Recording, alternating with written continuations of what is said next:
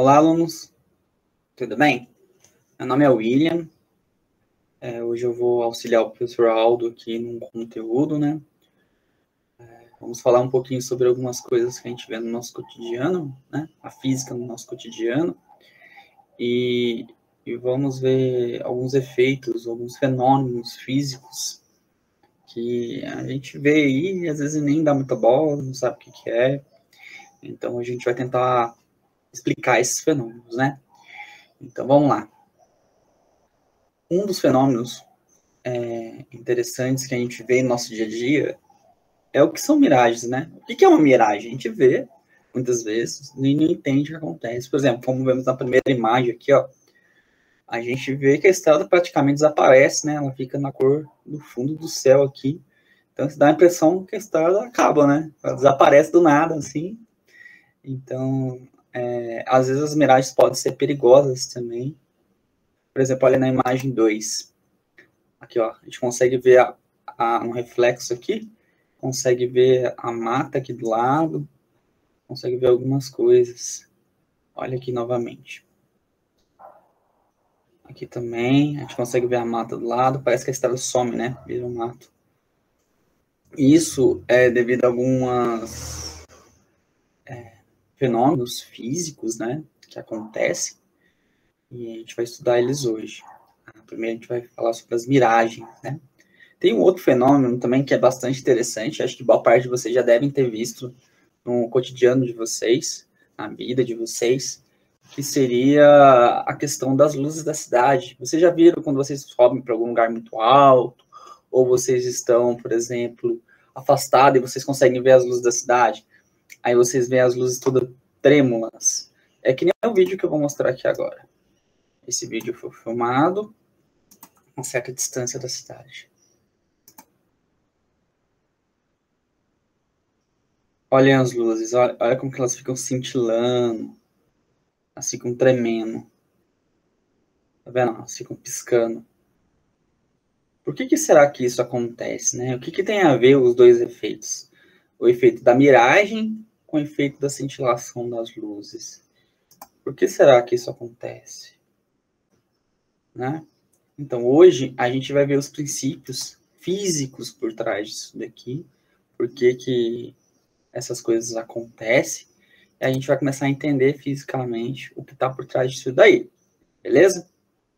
Então, para isso, a gente vai ter que ver um pouquinho de física. Não adianta, não tem para onde correr. E a física, ela está em tudo. Em todas as coisas tem física, gente. Então, a aula de hoje, a gente vai entender esses dois fenômenos físicos. E aí vocês vão poder explicar para os seus amigos, para a sua família. É uma coisa bem interessante. Então, vamos lá.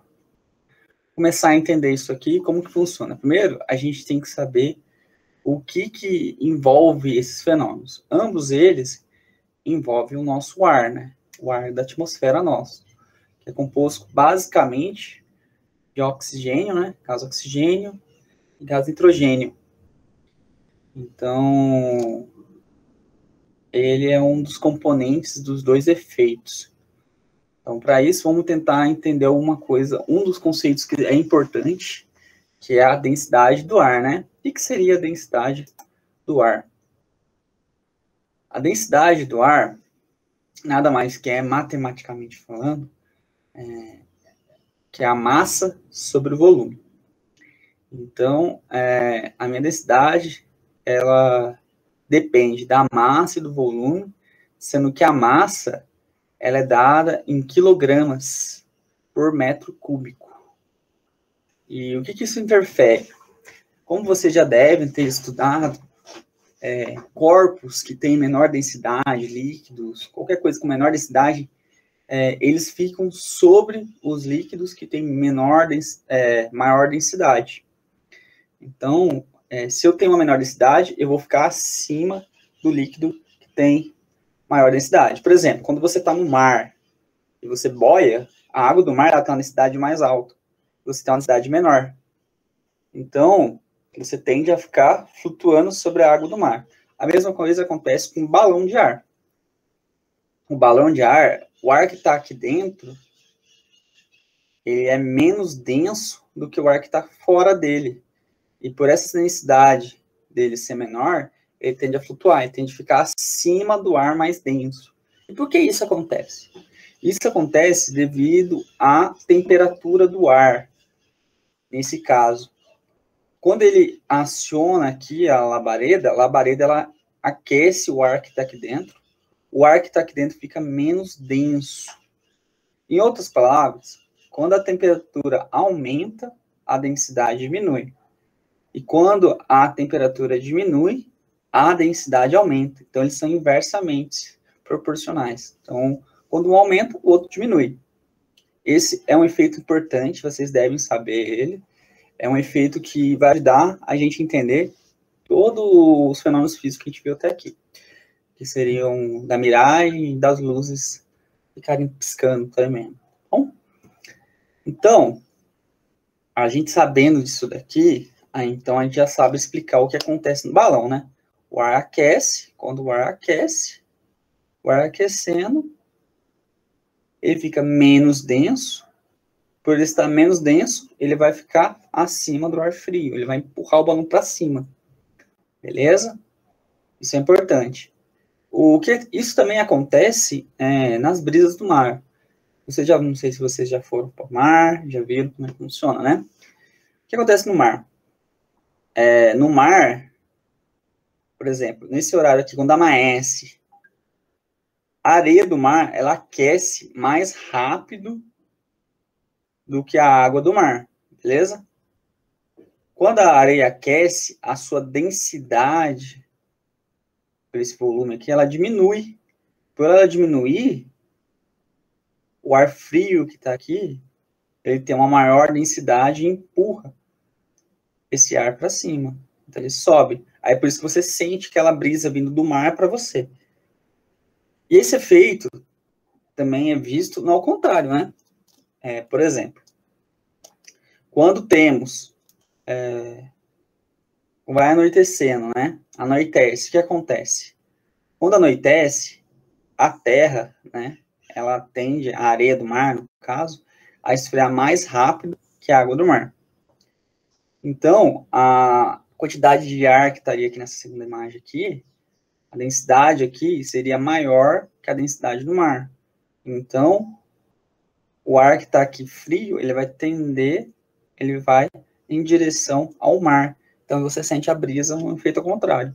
Então, isso é bem comum no mar, e cidades próximas a áreas litorâneas, você vê isso, beleza? Isso é devido ao aquecimento e esfriamento do ar, nosso ar atmosférico, tá bom?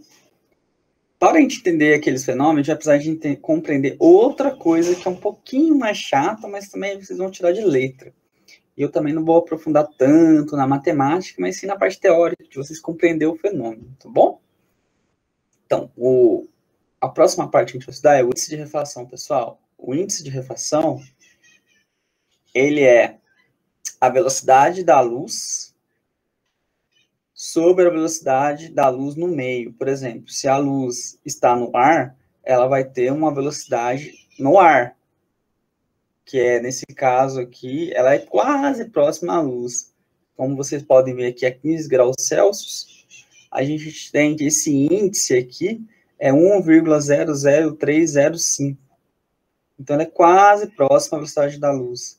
Se fosse no vácuo, a gente tivesse medido o índice de refração no vácuo, ele seria 1. Aqui esse valor seria 1, tá bom? Então, vamos evoluir um pouquinho mais. E no que exatamente isso interfere, né? O índice de refração interfere como a luz se propaga no meio, né? Por exemplo, a gente tem um meio aqui, que é o ar, e um segundo meio, por exemplo, que pode ser a água. Dependendo do ângulo que essa luz ela incide aqui, ela pode ter refração ou não. Por exemplo, aqui a gente está incidindo perpendicular aos meios, e ela não sofreu refração. Já que não, a gente mudou o ângulo, quando a gente muda o ângulo, ela sofre um pequeno desvio. Esse desvio, ele pode mudar a forma como a gente vê a luz, pode mudar a maneira que a gente vê uma imagem, por exemplo. essa imagem, ela pode ser modificada, pode mudar, então ela pode sofrer interferências.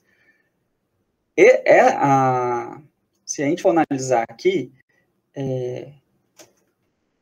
a gente pode observar também que essa mudança da refração, do desvio, ela está relacionada com o meu N aqui. A gente vai ver na próxima parte, tá bom?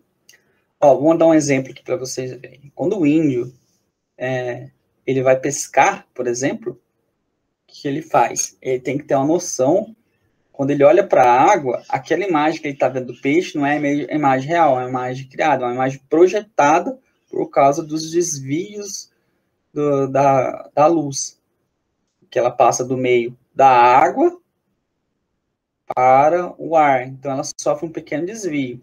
Então, a imagem que ele estaria vendo aqui. Se ele pegar a flecha e mirar para cá nesse peixe que está aqui, provavelmente ele não vai acertar o peixe. Ele vai errar o peixe. Agora, se ele mirar um pouco antes, ele vai acertar o peixe. Então, o índio, ele desenvolveu uma técnica, um algoritmo, né, para poder detectar, saber tirar essa diferença dos índices de refração na cabeça deles, durante a evolução do tempo, né, durante o passar do tempo, na evolução. Beleza? Então, ele conseguiu ter essa sacada aqui e corrigir para poder pescar. Então, é uma coisa que a gente se adaptou ao longo dos anos, no caso, principalmente os índios, tá bom? A próxima parte, vamos dar uma evoluída que é um pouco mais matemática, mas dá para a gente trabalhar legal. Aqui é a parte matemática. Então, como eu falei para vocês, o raio refletado, ou a luz, né, refletada, ela tem a ver com o ângulo que ela vai entrar e tem a ver também com o índice, né, ao índice aqui. Essa aqui chama Lei de Snell-Descartes, e a gente utiliza ela para toda essa parte de óptica, né, principalmente a parte de índice de refração, raio refratado, raio incidido, raio refletido, que também acontece. Eu não vou focar muito nessa parte algébrica aqui, né, que a ideia inicial é a gente poder explicar os fenômenos físicos, e vocês vão ter materiais a mais que eu vou adicionar para vocês na WebQuest, e vocês podem estudar a parte disso daí. Então, eu não vou focar muito na parte matemática, tá bom? Então, vamos lá. Esses índices, índices de refração ou raio refratado, eles têm uma correlação com a temperatura. Por quê? A temperatura variando, o índice também varia, como podemos ver nesse gráfico aqui. Por exemplo, a 15 graus Celsius, o índice de refração é o índice que a gente viu lá em cima, né? 1,00305, se não estou enganado. E aí, esse índice, ele vai diminuindo conforme a temperatura vai aumentando. Lembre-se, temperatura aumentando, densidade diminui. Lembre-se que a temperatura também está relacionada com a densidade. Então, os meus índices vão se alterando conforme a densidade irá mudando. Beleza? Então, vamos lá, pessoal. E o que chega ao ponto que nós chegamos, que a gente agora consegue explicar o que acontece, né? Então, vamos explicar, então? Ó, o que acontece? O ar, aqui embaixo, ele está mais quente, depois ele vai entrar numa camada mais fria. Vai ter uma camada mais fria, aqui em rosinha, né? Camada mais fria, depois vai ter uma camada mais fria ainda. O que acontece? A luz, quando vem do sol, vamos imaginar que o sol está para cá. Ela vem... Acho que não ficou muito claro, né? Então vamos dar uma escurecida aqui. Ela vem... Aqui, ela vai encontrar o ar um pouco mais frio. Talvez ela dê uma pequena reflatada e já entre aqui.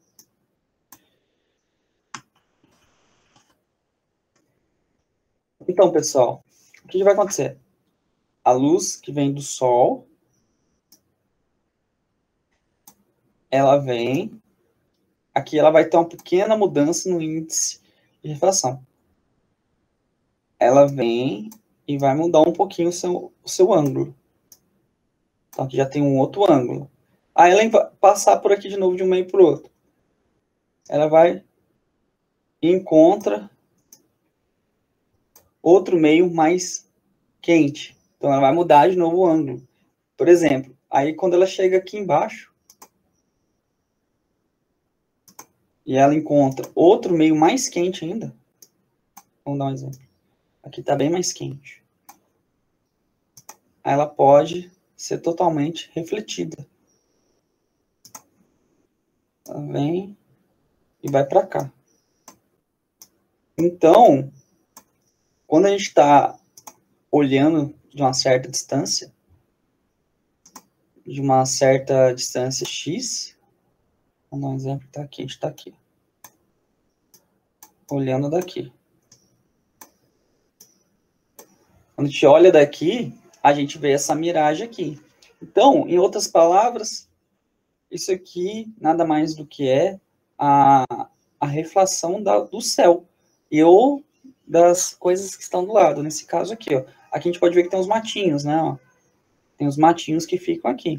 Esses matos devido à própria refração da luz. A luz vem, ela passa por aqui, né? Ela vai passando pelos índices de refrações diferentes e ela vai sendo refletida. Seus ângulos vão mudando conforme ela vai passando. E conforme esses ângulos mudam, ela provavelmente vai ser refletida para o alto. Então, a gente vai ter uma visão como se estivesse olhando para o mato aqui, ou para o céu, como nas imagens lá em cima. Beleza? Então, é basicamente isso que acontece nesse caso. Isso é devido às densidades aqui serem diferentes também. É devido à temperatura ser diferente. Por isso que vemos essas miragens. Uma coisa que foi aplicada no nosso conteúdo, que foi aplicada aqui na legislação brasileira, que é interessante vocês saberem. Por exemplo, não sei se vocês viram aquela lei para faróis altos, para andar com farol ligado, alto não, ligado durante o dia. Então, basicamente o que acontece? Quando você está numa estrada, vamos desenhar a estradinha aqui, ó.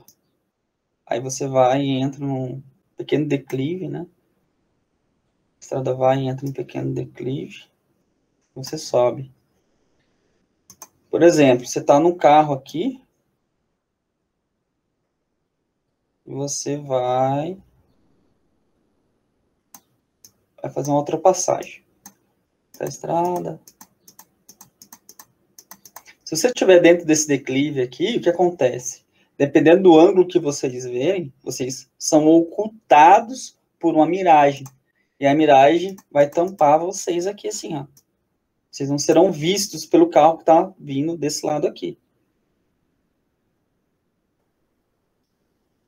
Por exemplo, se tiver um caminhão aqui, ele for ultrapassar um caminhão, ou ele for ultrapassar outro carro, ele vai entrar na outra faixa. Por ele entrar na outra faixa, ele pode colidir frontalmente com você por causa da miragem. Então, você teria um acidente. Com o farol ligado aqui, ele vai ver a luz do seu farol, né? O farol vai se apagar. Então, você não fica oculto dentro da miragem. Ele enxerga você. Isso salva sua vida. Por isso que, hoje em dia, se a lei foi atualizada, em vias de mão única, né? Mão dupla, mais simples, você é obrigado a andar com o farol ligado. Por causa disso aqui. Para evitar colisões, né? Devido a miragens. Tá vendo como aqui, ó. Acho que lá em cima tem um outro exemplo mais claro também. Tá vendo aqui, ó? Por exemplo, aqui provavelmente poderia ter se a gente não tivesse com os cones aqui, esses cones aqui, poderia ter, sim, um pequeno declive aqui, poderia ter um carro ali ultrapassando ali, e você não vê e ultrapassa. Agora, vamos explicar a segunda parte aqui, para a gente finalizar essa parte. E por que que as luzes, nesse caso aqui, por que que as luzes cintilam? Por que será que as luzes cintilam, né? O mesmo motivo, pessoal. As luzes estão cintilando porque, vamos imaginar aqui, ó, o que acontece. Vamos imaginar a nossa atmosfera. A gente tem a atmosferazinha aqui, ó. Vamos imaginar que a gente está aqui no alto do morro. A gente está aqui, ó. Aqui é a gente. Aqui é a cidade. Não tá parecendo bem uma cidade, né? Vou tentar desenhar ela. Vamos imaginar que tem uns prédios e tem um monte de luz. Até o nosso ângulo de visão aqui vai ter diferentes temperaturas do ar. Essas temperaturas vão variando até chegar no nosso campo de visão. Até chegar em cima. E quando ela chega na sua visão, ela chega deturbada, ela chega toda cintilando. Porque ela enfrenta diferentes temperaturas, diferentes densidades do ar até o seu olho. Quando chega no seu olho, ela chega cintilante. Por isso que vocês conseguem ver elas desse jeito aqui, ó. Tá vendo? Ó, toda piscante. Aonde você vê isso mais? Nas estrelas, né? Nas estrelas, no céu noturno, é a mesma coisa. Quando você olha lá pro céu, você não vê a estrela meio piscante? Um dos efeitos que faz a estrela ser piscante assim é devido a turbulências atmosféricas. O que seriam turbulências? Seriam diferentes temperaturas na atmosfera que fazem isso. Da mesma maneira, diferentes temperaturas do ar até o seu olho, até você enxergar aquilo, faz ter a distorção da luz, né? Pelos índices de refração, pela refração da luz, entendeu? É um conceito muito interessante para vocês utilizarem, né? E vocês agora podem explicar para os seus amigos, colegas e coisas do gênero. Lembrei de mais uma coisa. Vocês querem ver esse efeito bem visível? Quando tiver um sol bem quente, quando vocês olhem para o carro vai estar estacionado, né? O carro estacionado. Aí quando vocês estiverem no carro, em cima do carro, vocês vão ver que vai ter tipo meio que uma fumacinha. Aquilo ali não é uma fumacinha, pessoal. É o ar com densidades diferentes. Então, a imagem que está aqui atrás, vamos imaginar que tem uma árvore aqui.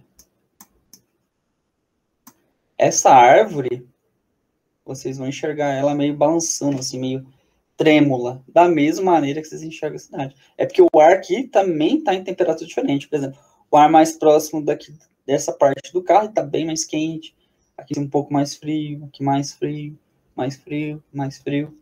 E essa diferença de temperaturas também gera diferentes índices de refração. Esses índices de refração fazem a luz ficar diferente, né? Você vê ela trêmula daquele jeito. Beleza, pessoal? Agora vamos para um experimento. Esse experimento é bem interessante. Vocês vão gostar. Até daqui a pouco. Tchau.